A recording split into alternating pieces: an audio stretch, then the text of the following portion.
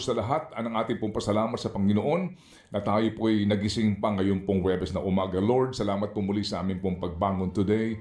Salamat Lord, panibago pong araw, panibago pong pag-asa at panibagong pagkakataon na kami po ay makatulong sa amin pong kapwa. Lord, alagaan po ninyo ang lahat ng mga sinalanta na nagdaang bagyo. Sa lahat po ng mga hindi nakakabangon, sa mga nagdaang pagyanig, Lord, sa mga biktima ng kalamidad, mahal na Panginoon, alalayan niyo po sila. We pray, Lord, para po sa paparating na bagyo na naman, mahal na Panginoon, humupa nawa ito. Kami po'y natatakot dito po sa paparating na napakalakas na bagyo.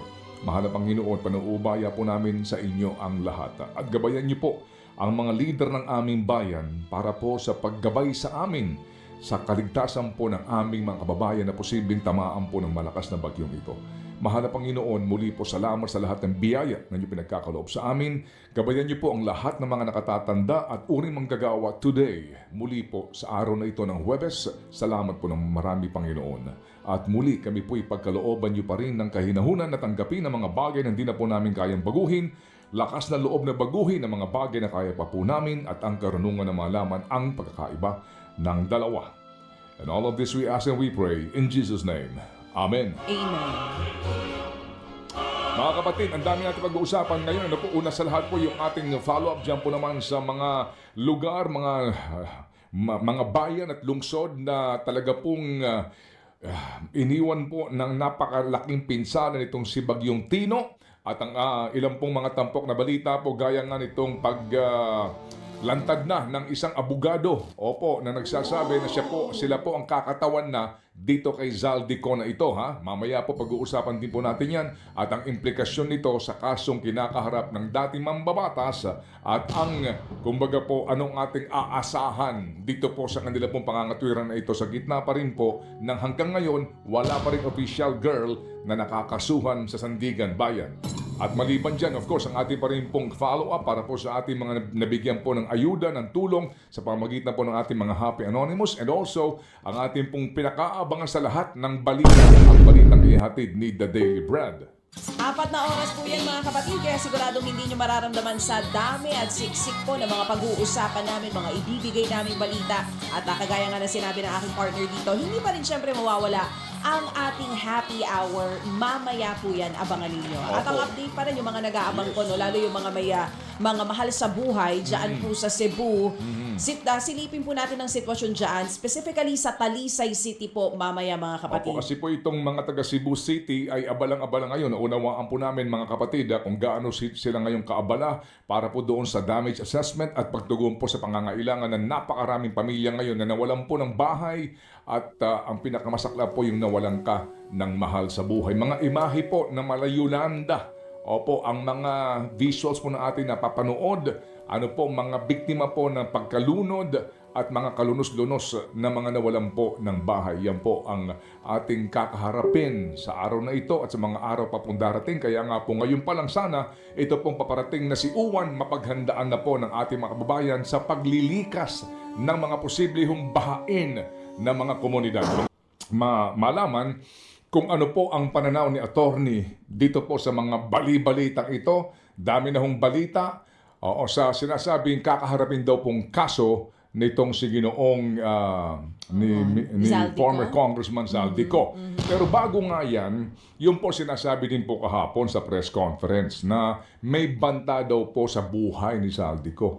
Kahit naman ikaw, pagbantaan ka. Nagkalat yan sa social media. Kesyo ganito, kesyo ganyan. Kahit na ikaw, uuwi ka ba kapag may pagbabanta sa iyong buhay? Siguro attorney, kung a-advise mo huwag ako umuwi, hindi talaga ako uuwi. Yun nga daw ang i-advise niya rin kung sakali man. Kahit naman ako Hindi ka ba matatakot dyan? Paano kung merong isang mag-ala vigilante?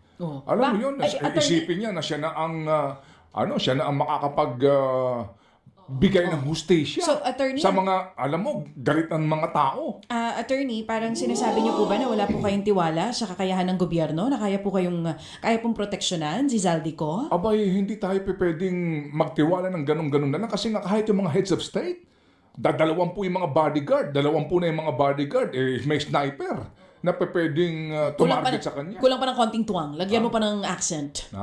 Lagyan mo pa ng konting tuwang. Kahit nga Kahit na nga yung mga, ang dami ng mga nagbabantay, nalulusutan pa rin. Hindi tayo pwedeng ipagkatiwala natin sa gobyerno. Pero attorney, ang pag-alis po sa bansa ay parang sign of guilt. Alam mo, mali yung term mo, hindi sign of guilt. Ano po? Oo. Oo. Hindi po ba parang lumalabas na parang guilty po yun dahil umalis po siya ng bansa? Parang binabanggit mo na yung flight. Flight as an indication of guilt? Oo. Alam mo, mali yung pagkakaintindi mo dyan. Oo. Mamaya pag may oras ka, seminar kita. Okay. Oo. Mali. Malambing muna sa una. Malambing muna sa una. Hi, Camille. Thank you, Camille. I know you, Camille. Sandali. Oo. Wala naman ako. May ginagaya ba ako? Wala. Ikaw talaga. So, ang ano po, sir, ang flight, hindi po yung indication of guilt. Ikaw naman. Mali. Pero, it's an abused dictum. It's an abused theory. Alam mo, mamaya, pagkatapos nito, dinner tayo. Okay. Ayos Sige po, sama ako sa inyo, attorney. Okay. Sagot mo Ito. Attorney Domingo Cayosa po, atin lang alamin kung mas maayos na po ang kanyang linya. Attorney? Ngayon po, may listahan kami dito ng mga flood control projects in Cebu. Kasi po, pangalawa sa pinakamaraming flood control projects, ang Cebu. 26.6 billion pesos. Para na po natin maintindihan, sila po ay pangalawa sa Bulacan. Sa mga taga Bulacan, please please lang po, gising na rin po tayo. Correct. Huwag na po tayo magpaluko pa. Huwag na po tayo magpabola pa. Opo, klaro na po. Opo. Maaari kasing sabihin nga yung sinasabi din ni attorney, di ba? Prove it. Kailangan pang patunayan talagang hinhatid, tinanggap, at kung maaari nga, pumirma pa ng voucher. Di ba? Okay, sige. So, baby girl, asa na ba ako? Yes, boy. Okay. Nandito pa rin tayo sa ating stasyon. Pupuntahan na ba natin to? Puntahan na muna natin yan kasi wala pa rin naman si Pastor Andiyan na ba si Pastor? Wala pa. Baka matagal pa si Pastor. So puntahan mo na yan gusto mong puntahan. Alis na ako. What? Hindi, ito muna. Ito maganda. Habang tayo naka-standby kay Brad Jeff, gisingin mo ng maaga. Hindi, joke lang. Ito yung magandang reaksyon ng isang abogado na nakikinig sa atin. Sige. Mahusay na abogado. Sige nga, parinig. Ako, kukunin ko tong abogado? Executive assistant. Aba, ayos. Pag ako naging presidente, itong aking executive secretary. Pero hindi mangyayari yun. Kaya na lang siya, executive assistant. Aba? Okay. Sabi dito, niyayabang nga pati ng AMLA, nakasama sila sa ordination. So, that should be easy. Tama, kasi ikaw ang estado Sino ba pinakamakapangyarihan? Sino bang mas maraming pera? Estado o si Zaldico? Yun na lang Sino si mas Zaldico. Di ba?